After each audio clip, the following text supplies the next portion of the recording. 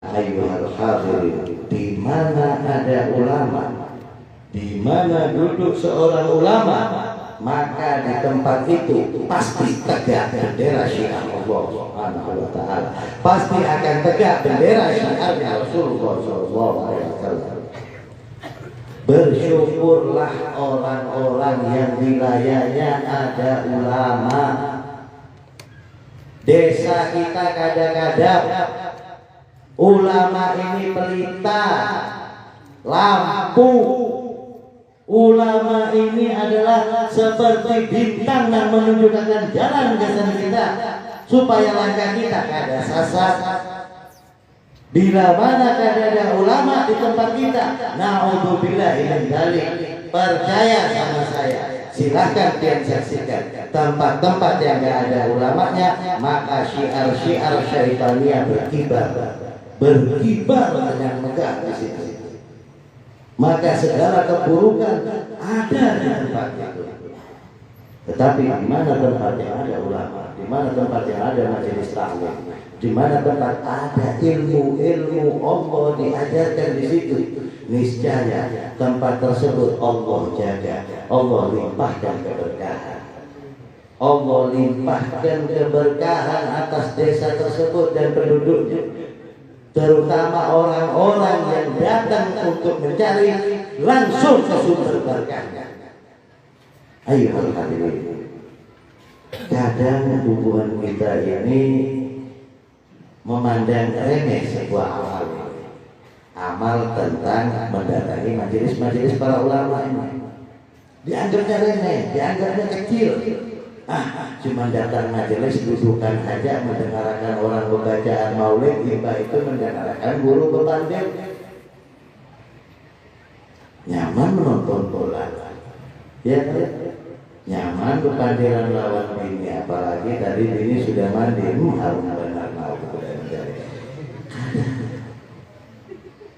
muntian dengan secara sengaja. Dia dari kesempatan, ada peluang, ada waktu, tapi dengan sengaja dia tinggalkan peluang ini, dia tinggalkan waktu ini, dia kada hirari lagi, biar aja dia esok-esok kawat dia kalau mun masih ada umur, mun kada ada umur good pay ya kalau dulu. Saya teringat ada sebuah kisah di Bani Israel itu. Ini sebuah riwayat dari Ka'ab al-Ahbar menceritakan pada suatu ketika ada seorang wanita datang menemui Nabi Allah Musa alaihissalam. Datang menemui Nabi Allah Musa, si wanita ini berkata, "Wahai Musa, aku ingin bertobat kepada Allah dari dosa-dosaku. Dosa-dosaku ini sangat besar, Musa." Kajian Nabi Musa, apa dosa ikan? Masalahnya pada syariat dari Israel, bila mana orang berdosa yang sangat besar, itu wajib bunuh diri, wajib membunuh dirinya sendiri. Maka Nabi Musa bertakwa kepadanya, Anda tahu sebesar apa dosanya? Apakah dosanya ini sampai pada kadar syariat bunuh diri atau tidak? Enggak itu. Jadi dengan ini dosaku luar biasa besar. Aku ini hendak memandilakan itu rasa jijik. Rasanya sudah kayak apa ya? Aku jijik dengan dosaku sendiri. Apa? Ikan berzina kan? Buruk pada itu Musa.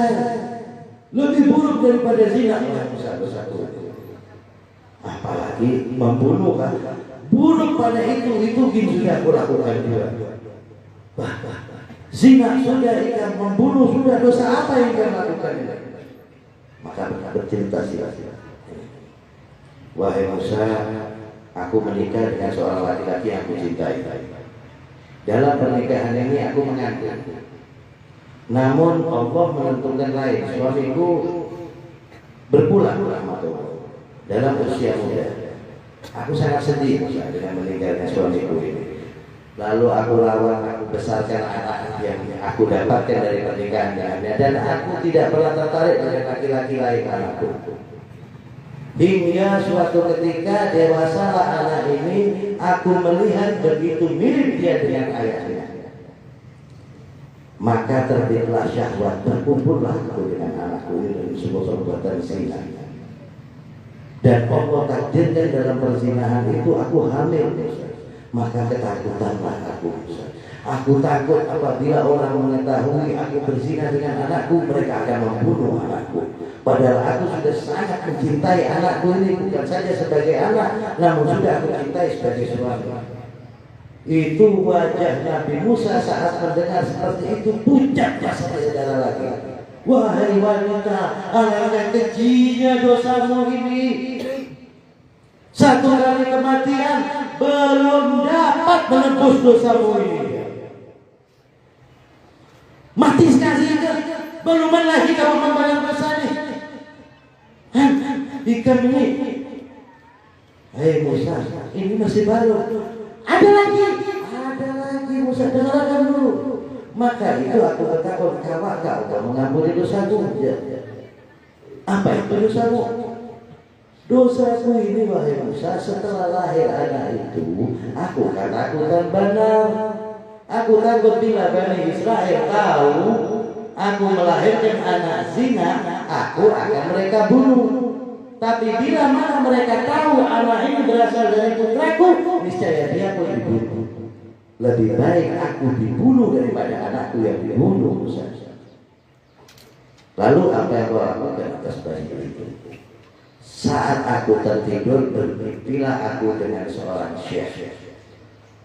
Syekh ini memberitahu kepadaku. Padahal iblis menyamar sebagai syekh dalam mimpi perempuan ini.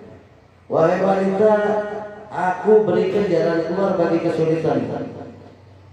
Bila engkau hendak aman, maka kembalikan anak itu pada tempat dia berasal. Tidak lagi orang-orang. Selama engkau tanam di tempat lain, niscaya akan diketahui orang. Bila engkau tanam dia dalam lubang, akan digali oleh binatang, maka orang akan mengetahuinya. Tetapi bila kau kembalikan dia ke dalam tempat dia berasal, niscaya tidak ada seorang pun yang akan mengetahuinya. Nah, ini jahatnya iblis. Iblis ini selalu mengambil kesempatan di saat dia dalam kesulitan. Makanya ada apa menyerupai sedikit gitu ya, mengambil kesempatan saat orang-orang kesulitan. Biasanya bawa tas berkeliling ke kampung-kampung itu pakai catatan itu. Masih saya mau mulai. Nah, lalu jangan Nabi Musa jajar dengan ini, wahai Musa, lalu bayi itu aku bunuh dan aku rebus. Aku jalan bayi ini hingga dia hancur menjadi bubur dengan air. Aku minum pelan-pelan hingga habis itu semua. Lalu aku sadar, aku takut pada hukuman Allah. Maka Nabi Musa sebenarnya kayak ini, wahai wanita, sungguh engkau makhluk Allah yang paling tinggi. Menyingkirlah engkau jauh-jauh dari hadapanku, agar Allah menjauhkanku dari bala yang akan ditimpakan pada dirimu. Sungguh tidak ada perbuatan buruk yang lebih buruk dari apa yang kau lakukan ini yang pernah aku dengar. Sepanjang sejarah manusia tidak ada yang berbuat lebih buruk lagi pada kamu. Pergi berjauh. Menangis wanita di dalam perjalanan karena penyesalannya mati, meninggal. Maka Allah mengutus malaikat Jibril kepada Musa. Wahai Musa, Allah mengampuni dosa wanita ini karena penyesalannya dia dan taubatnya dia yang sungguh-sungguh kepada Allah. Dosanya begitu besar, ada yang lebih besar daripada dosa dia. Dosa dia besar, ada lagi yang lebih besar. Anda tahu gak ya dosa yang lebih besar daripada dosa wanita ini? Dosanya orang yang memiliki kesempatan, memiliki waktu, memiliki kesehatan untuk menghadiri majelis-majelis ilmu, tetapi dia dengan sengaja meninggalkan. Ini adalah orang yang dengan sengaja menghina Allah Rabbul Alamin. Orang yang dengan sengaja mengabaikan syiar-syiarnya Allah. Orang yang begitu sombong, yang kesombongan bahkan lebih pada Fir'aun. Orang yang merasa dirinya lebih harap daripada Allah Rabbul Alamin, hingga tidak butuh lagi dengan rahmatnya Allah, hingga tidak butuh lagi dengan ampunannya Allah, hingga ia tidak butuh lagi dengan pengetahuan untuk beramal, pengetahuan untuk beribadah kepada Allah, sehingga dia meremehkan majelis-majelis ilmu yang diberikan oleh Allah di tengah-tengahnya. Maka ayyuhal hadirin, keberadaan ulama di tengah-tengah kita ini adalah sebuah peluang dan sebuah kesempatan besar. Kesempatan yang besar, alahan besarnya daripada orang yang lempar-lempar sembako saat kampanye. Mun waktu kampanye biar cuma dapat sebungkus. Mun ini biar insya Allah berangkat dari rumah dapat maghfirah dari Allah, pulang ke rumah dapat rahmatnya, dapat ampunannya, dimuliakan derajatnya oleh Allah. Kalau ada orkes atau bagi-bagi sembako, hancap datang anak ini dibawa berataan. Ada bila hari Jumat, ya ada orang yang mudah-mudahan amalan diterima oleh Allah Rabbul Alamin. Bila mana hari Jumat buka rumah untuk memberi buka warga masakin, saya lihat Masya Allah bayinya ini digendong di bawah, sampai bayi-bayinya di bawah. Bahkan bila perlu anak dulu di rumahnya hanya dibawa keluar, ya tuh, supaya bisa baca kata-kata. Padahal yang dia dapatkan di majelis-majelis seperti ini jauh lebih daripada apa yang dia dapatkan saat itu. Ayyuhal hadirin, keberadaan ulama di tengah-tengah biar ini wasiatnya Rasulullah. Yang tidak mau jaga wasiatnya Rasulullah berarti termasuk khianat. Bubuhan pian duduk dengan ulama, menandak tahu kadar pahalanya jar. Sama seperti sedekah 1000 kuda dasar jihad fisabilillah. Duduknya biar lawan ulama itu seperti sedekah 1000 kuda dasar jihad fisabilillah. Nah, sengaja saya sampaikan seperti ini oleh karena saudara-saudara saya zaman ini mulai kurang menganggap penting keberadaan ulama di tengah-tengahnya. Mereka lebih menganggap penting keberadaan pengusaha di tengah-tengahnya, keberadaan orang sugih di tengah-tengahnya. Padahal kita tahu nang sugih bujur-bujur sugih secara hakikat ini ulama. Guru Ipon ini sugih ini sugih. Yang bakal dia dapat hadir ke tempat guru Ipon ini kadang-kadang orang kaya, orang sugih kalau kali. Kadang-kadang orang sugih kalau bersih. Apa yang dia dapatkan boleh dari wadah guru Ipon ini, kadang-kadang bos mengganti itu. Arahan pada itu semua. Maghfirah dari Allah, rahmat dari Allah, bahkan ditinggikan derajat dia. Kita kada tahu apabila kita boleh kehadiran Allah. Mudah-mudahan kita boleh saat kita diliputi rahmatnya, mudah-mudahan bolehnya kita saat kita diliputi ampunannya, dan mudah-mudahan kita mendapatkan syafaatnya Rasulullah SAW berkah hikmatnya kita kepada ahlul baitnya dan kepada para ulama. Amin. Insyaallah. Dan saya sampaikan salam hormat kepada hadirin yang saya cintai yang hadir pada hari ini, yang mana mudah-mudahan kehadiran pian di tempat ini tidak dikecewakan oleh Allah. Hadirnya pian di tempat ini insya Allah pulang pian mendapat banyak karamah dari para habaib, dari para ulama, dan terutama dari sahibul hal Al-Habib Hamid Yusuf bin Muhsin bin Hamid bin Muhsin bin Abdullah Al-Hamid. Mudah-mudahan hadirin, Ulun hendak berkisah sedikit. Mau dipanjangkan ceramah, lain ceramah kita berkisah aja. Ulun berkisah tentang seorang wali Allah yang bernama Syibli. Asyibli ini adalah seorang sufi, seorang wali.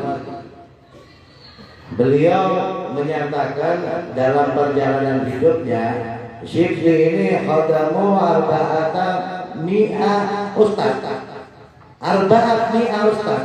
Jadi beliau ini menuntut, berkhidmat, berkhadam, mendatangi 400 orang guru dalam hidupnya. Nah, dari 400 orang guru ini, beliau mendapatkan 4.000 hadis. Pada masa dulu itu menuntut ilmu hadis tidak semudah sekarang. Kalau sekarang ini kita hanya mempelajari hadis Nasai, hadis Bukhari, Muslim ya. Nukar kitabnya dapat sudah. Lengkap salah-salahnya kita ya. Ya kalau kan begitu. Sekarang gampang aja download game kawan. Mun bahari aja. Kalau dulu itu bila kita hendak mempelajari satu hadis kita mencari orang yang memahaminya. Bisa ada di Banjarmasin sana. Mendatangi ke Banjarmasin. Dulu kan ada taksi. Zaman Asyibli ini tidak ada taksi, ada unta.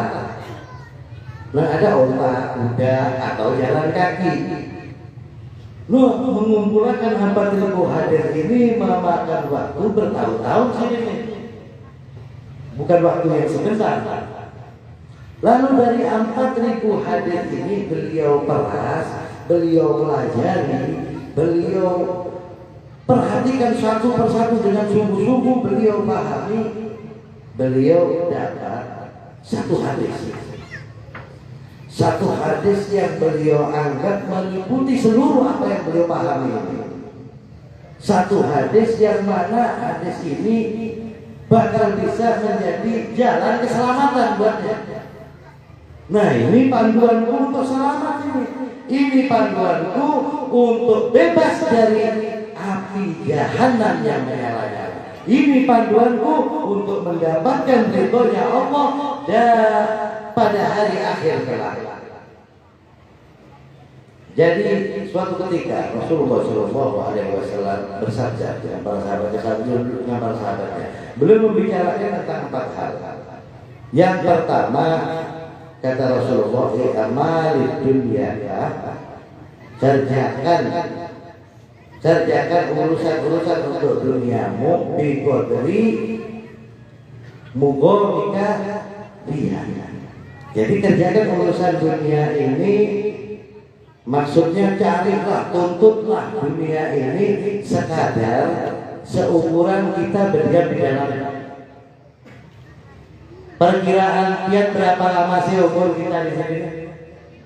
Perkiraan berapa lama? 60 tahun deh, 70 tahun deh. Habib Hamid masih muda, belum 40 tahun diambil oleh Allah Subhanahu wa taala. Habib Hamid masih muda, segar bugar badannya diambil oleh Allah. Kita enggak tahu. Kita enggak paham. Hakikatnya sebetulnya kan ada banyak kebutuhan kita di dunia ini. Jadi sungguh lucu orang yang begitu dia mencari ya sampai 1 triliun, mencari sampai 2 triliun, segala cara dilakukan, menipu kah, korupsi kah, segala cara dia lakukan untuk mengumpulkan sesuatu yang bakal dia tinggalkan. Sawah 60 hektar ditinggalkannya. Kada umpat ke kuburnya itu. Duit motor 6 betonnya apa ditinggalkannya. Kada dibawanya ke kubur itu. Semua yang ditinggalkannya. Kada mencukupi isi parutnya. Parutnya kada ada. Parutnya ini ganas. Tapi kada lebih dari 40 cm. Nah secukupnya aja kebutuhan kita nih. Ada lebih-lebih. Oke itu gasan anu baik, anak cucu kena. Ulun baik si anak tiga orang baik. Kasihan anak-anak mau kada tinggali warisan baik. Bujur dia untuk ninggalin anak. Tapi kira-kira apakah anak dia itu anak soleh? Apakah anak pianista tidak menjadi ahli maksiat? Apakah anak pianista tidak menjadi ahli mungkar? Orang-orang yang mungkar. Sudahkah pian bawa anak pian untuk majelis taklim? Sudahkah pian bawa anak pian untuk belajar menuntut ilmu? Pian tinggali harta, tapi tidak pian tinggali ilmu. Karena ada manfaat. Untuk pian gak ada manfaat, untuk anak pian malah semakin mempercepat jalan dia menuju jahanam. Jahanam mabisal masuk. Masuk langsung cepat. Soalnya difasilitasi lah warisan ini tadi. Ada tanah, kalau perlu bingung nggak? Tanah tidak ada KHTI, ada tanah kain, kalau di luar tanah harta itu nggak luar. Iya kalau ini yang terjadi. Harta warisan kita menjadi sebab anak-anak mendapat celaka. Oleh karena apa? Bubuhan kuitannya orang tua-tuanya dulu tidak belajarkan pada anak-anaknya untuk takwa kepada Allah. Tidak mengajarkan pada anak-anaknya untuk dekat dengan habaib, untuk mencintai habaib, untuk dekat dengan ulama, untuk cinta dengan ulama. Anak diberinya HP, anak diberinya video game, anak ditukarkan TV non-ganal. Siang malam anak ini matanya melotot melihat hal-hal yang menjauhkan dia dari Allah. Siang malam anak ini mempelajari kayak apa caranya untuk bermaksiat kepada Allah dengan ridho kuitannya, himung kuitannya. Sementara untuk mendatangi majelis taklim atau untuk bawa anak ke TPQ koler. SPP-nya larang nih Pak.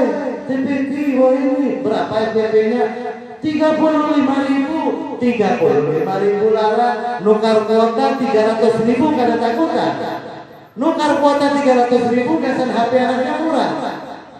Alhamdulillah dari orang-orang yang seperti ini, orang-orang yang menyedihkan. Maka dari itu, biar yang ada ini pesan saya. Lajari anak dia itu, lajari mencintai ulama, lajari mencintai habaib, lajari untuk senang dengan majelis taklim, dengan jalan bawa mereka ke majelis taklim. Jangan kena anaknya sudah umur 18 tahun atau 19 tahun, anak ulun boleh ke majelis taklim lebih baik. Nyata, mulai harusnya biasa nonton kartun, mulai harusnya biasa main game. Nah kayak apa setelah hati menjadi mendarah daging dengan maksiat ini, biar paksa untuk ke majelis taklim. Nyata ya kan? Maka sejak kecil ini dia mencari dunia sekedarnya aja. Yang penting dia tidak hina, yang penting dia tidak sampai terjerumus dalam kefakiran, tidak sampai menyulitkan ataupun menghancurkan harga diri dia. Cari dunia dia secukupnya aja. Yang kedua, dari Rasulullah, wa amalu akhiratika biqadri baqaika biha. Pian berbuat, beramal untuk akhirat ini dengan ukuran berapa lama kita tinggal di akhirat. Kita tinggal ini bakal kekal di akhirat kelak. Jangan sampai kurang sanggup kita. Pian yang ada yang berangkat umroh, ada yang pernah umroh di sini. Bila ada yang hendak umroh itu pasti ataupun haji pasti siap-siap segala macam obat. Padahal haji cuma 40 hari, umroh paling lama 12 hari. Siap obat, apalagi bila perokok itu besar rokok dipakai. Saku rokoknya banyak benar dipakai sampai titipakan lawan diniat deh. Rokok itu dipakai. Khawatir mau di sana kekurangan rokok ya. Iya kalau. Nah, 12 hari. Besar. Sementara dia kelak akan menempuh sebuah kehidupan yang ada batasnya bakok. Maka encangi beramal. kancangi beramal, kuati beramal. Jadi kalau anda melihat orang ini tahu umurnya sedikit, ya kalau amal kada banyak, hadir ke majelis taklim, hadir ke majelis maulid, mendengarkan maulid, mendengarkan tahlil, duduk di ujung sana merokok, rasa sudah kebanyakan pahala, mungkin sudah di orang, rasa sudah jadi konglomerat akhirat, mungkin sudah. Jadi bila mana ada majelis-majelis yang seperti itu, duduk, apa yang dibaca ikuti bacaan. Mudah-mudahan dari apa yang dibaca itu biar mendapat ampunan dari Allah. Bisa jadi dari sebab bacaan tersebut Allah mengangkat dosa-dosa kita, Allah melimpahkan rahmat buat kita. Jangan bila mana ada majelis, ada orang membacakan rawi atau tuan guru membacakan ilmu, perempuan di ujung sana berkesahan lawan kakawanannya, akhirnya apa yang terjadi? Kakawanannya boleh dapat rahmat, kakawanannya boleh dapat ampunan, kakawanannya boleh dapat derajat yang mulia. Ini zon saya dapat apa? Malah rugi pula, rugi minyak tuh. Nah, ini lah namanya rugi minyaknya. Duduk di majelis-majelis, semak betul-betul, ikuti apa yang ada. Yang ada di majelis tidak ada yang buruk, yang ada di majelis semuanya baik. Mulai dari diam duduk pertama, mulai dari mic pertama di tengah itu sudah baik, sampai akhir, sampai kulit baik. Dan setelah itu kencani ibadah, banyak berzikir daripada bepandir yang sia-sia, bepandir hanya ada tujuan. Terutama ibu-ibu, hati-hati, jangan datang ke acara-acara seperti ini cuma untuk kulaan gosip, begosip tidak ada artinya. Jangan. Umur kita ini sedikit, dosa kita ini banyak, amal kita belum cukup nutupi. Maka berbanyak istighfar sama Allah, berbanyak sholawat supaya kita dapat syafaatnya Rasulullah SAW. Yang ketiga, ya Rasulullah wa'alallahi biqadri hajatika. Jadi beramal kepada Allah kita, beribadah, mengaji, sholat sunnah, puasa sunnah, wirid, istighfar, sedekah dan lain-lain, sebagaimana butuhnya kita lawan Allah, perlunya kita lawan Allah sama yang perlunya kita sama Allah. Seberapa banyak hajat kita sama Allah, seperti itulah. Adakah di sini yang merasa kurang hajatnya pada Allah, kurang perlunya sama Allah? Pian bangun dari guring tidak perlu sama Allah, guringnya kita perlu sama Allah, napas kita dari Allah, kesadaran kita Allah yang memberikan.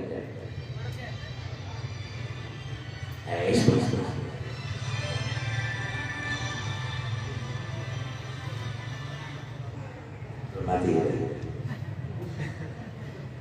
Kesadaran kita Allah yang memberikan. Diri kita semua dari Allah. Segala hal kita punya hajat sama Allah semuanya. Sebagaimana hajat kita pada Allah, maka seperti itu juga ibadah kita kepada Allah. Seperti itu juga amal kita kepada Allah. Hajatnya besar kepada Allah, kebutuhannya besar kepada Allah, kholer ibadahnya. Datang ke musola jalan-jalan, datangnya gini kadang-kadang mau lebaran aja. Taraweh ilmu gendang. Tanggal 1 Ramadan taraweh, akhir Ramadan taraweh. Lahirnya keliling sudah. Berharap dapat surga, berharap kumpul dengan Rasulullah. Rasulullah sendiri saat ada orang yang datang bepada Rasulullah, ya Rasulullah, ulun mencintai pian, ya Rasulullah, ulun hendak berkumpul dengan pian, bujur ya Rasulullah, bujur ya Rasulullah, ulun hendak berkumpul dengan pian di akhirat. Ini dikasih sujud ya Rasulullah. Tolong aku dengan banyak disujud, banyak disolat terhadap sahabat yang bertemu yang ada di sana. Rasulullah kepada kayak ini apalagi terhadap hubungan kita ini. Jadi hubungan kita ini kalau ada sholat ya sudah. Makanya sudah tahu kita ini kurang giat dalam ibadah. Ada di antara kita ini mungkin ya 100 rakaat sholat sunnahnya semalam, ngalir seperti itu. Maka hadiri majelis ilmu. Biar hadir ke majelis ilmu ini dapat pahala seperti pahalanya orang sholat, dapat kedudukan seperti kedudukan orang sholat. Ya kalau menurut, ya kan dia dapat seperti itu, nyaman. Yang keempat dari hadis yang disampaikan oleh Rasulullah kepada para sahabatnya ini, ya sepertinya tidak nyaman Pak. Nyaman ya, ada rasa-rasa nyamannya di sini. Di situ dipadakan yang malu linar, diberi sobrika. Jadi boleh, silakan aja. Mungkin Anda beramal berbuat untuk kejahatan, silakan. Boleh dia Anda bermaksiat, silakan bermaksiat. Tapi seukuran kesadaran dia menanggung adabnya keyakinan. Jadi bila Anda tahu, cobain karena boleh ke rumah ambil paku, nah, catuk itu kaki, catuk ibu jari. Ini masih 1/1000, mungkin 1/100.000-nya, catuk dulu, muntahan gak ada pengertian aja. Ayo aja. Muntahan lawan api jahannam, tahan lawan siksa jahannam. Tahan dia memakan duri. Makanya dia anggap dia bermaksiat kepada Allah di dunia ini berlatih dulu. Latihan dulu biar latihan makan duri. Karena pasti itu hidangan pertama kena itu. Hidup menusuk.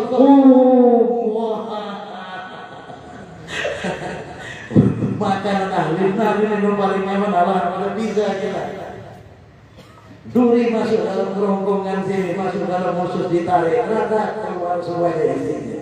Naudzubillah min dzalik. Nah, ya hadirin, mudah-mudahan apa yang saya sampaikan tadi bermanfaat untuk diri saya dan untuk pian berataan. Saya wasiatkan untuk diri saya dan untuk pian berataan, untuk takwa kepada Allah, untuk beramal yang soleh. Jauhi perbuatan-perbuatan munkar. Mudah-mudahan Allah Subhanahu wa taala mengabulkan doa-doa kita di hari ini. Mudah-mudahan Allah mengabulkan hajat-hajat kita di hari ini.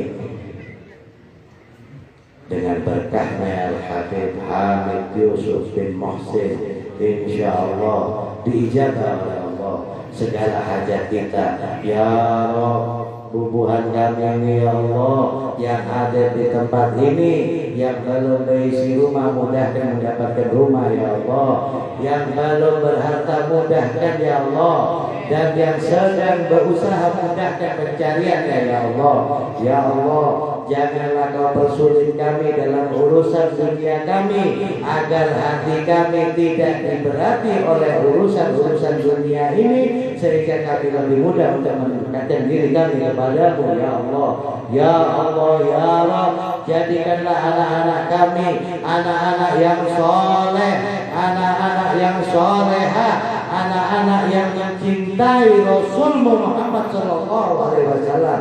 Ya Allah, jadikanlah kami sebagai orang-orang tua yang kuat dan mampu mendidik anak-anak kami untuk takwa kepadamu. Jadikanlah kami sebagai orang-orang yang tidak mempunyai rasa malas untuk melangkahkan kaki menuju majelis-majelis ilmu.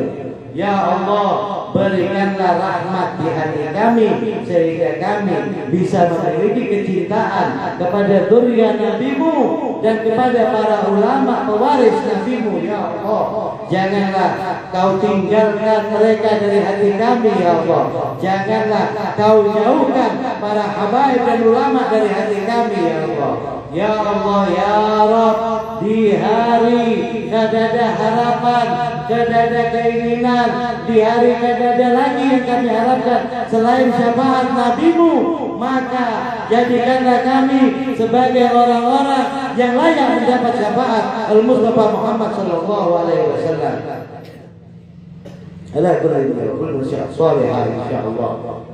بجاه سبحان ربك رب العزة عما يصفون وسلام على المرسلين والحمد لله رب العالمين. بسر الفاتحة.